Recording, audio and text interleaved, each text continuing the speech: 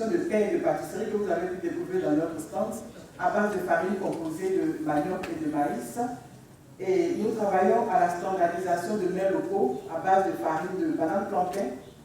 Avec ces farines, nous faisons du foufou, du foutou. Chez nous, ce n'est pas la même chose, le foutou et le foufou. C'est deux choses différentes. La farine de Comodé, qui est très prisée comme mets en Côte d'Ivoire. Les beignets que nous appelons le plateau et le baliva, qui est beaucoup utilisé dans d'autres pays d'ailleurs, également pour nourrir les enfants, les nouveau-nés.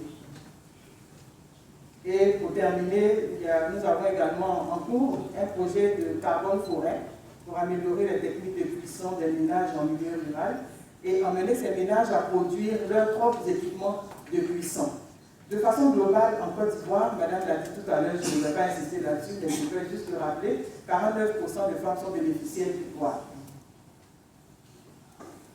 Alors, quelques technologies et leur impact sur les conditions de vie des bénéficiaires. Je vais vous présenter d'abord deux.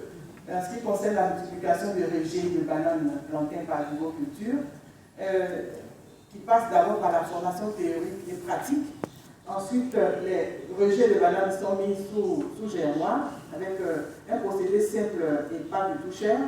Et ensuite, on passe à la multiplication végétative. L'avantage, c'est qu'avec cette technologie, il y a l'accroissement de la production de bananes.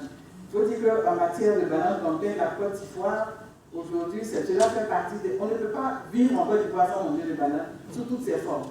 Depuis la loco jusqu'au foutou banane, jusqu'au foufou et j'en passe. Donc, il y a l'accroissement de la production. Les femmes sont très vendeuses de bananes, elles sont productrices de bananes, donc il est bon qu'il y ait plusieurs facilités de rejet. Avec cette technique, il y a la possibilité donc de produire à partir d'un seul plant près d'une centaine de rejets de bananes plantains. Et ensuite, cette technique permet d'améliorer la productivité des producteurs de cacao.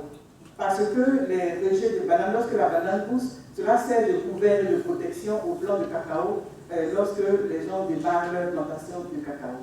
Et donc c'est très important dans la culture du cacao. La deuxième technologie, c'est l'appui à la production du riz étudié, et que nous avons adopté de la Guinée. Vous parlez de coopération sud-sud. Les échantillons étaient acquis en Guinée et des jeunes artisans ruraux répartis sur l'ensemble du territoire ont été formés pour la fabrication des équipements. Ensuite, le FIC a acheté avec ces jeunes plus d'une centaine d'équipements. Ça a permis de donner de l'argent à ces jeunes-là qui sont installés aujourd'hui. Et les femmes ont ensuite été formées aux techniques de transformation du riz par cette technique de cuvage et à l'utilisation des équipements. De façon générale, cela a permis d'abord de faciliter d'abord l'accès des femmes aux équipements parce qu'elles n'avaient pas ces équipements. Et désormais, je passe sur la question du riz étuvé parce qu'il y a celle qui m'a précédé tout à l'heure qui a largement évoqué la question du riz étuvé. Je ne vais pas m'attarder là-dessus. Il faut retenir qu'il y a la réduction de la pénibilité du travail également qui entre en ligne de compte. Alors, il y a deux projets particulièrement qui nous ont fait chaud au cœur, qui ont été réalisés par le FICAWA. D'abord, l'amélioration du process de fabrication du beurre de karité.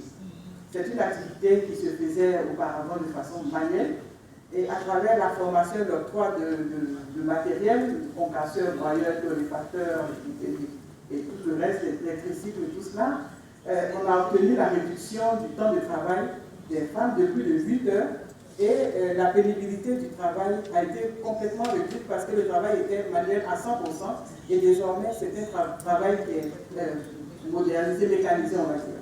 Ensuite, il y a la modernisation de la chaîne de valeur pratiquée à travers l'amélioration de la variété de manioc. Il y a une variété de manioc qui a été donnée aux femmes et qu'elles utilisent désormais pour pouvoir produire de la ticket.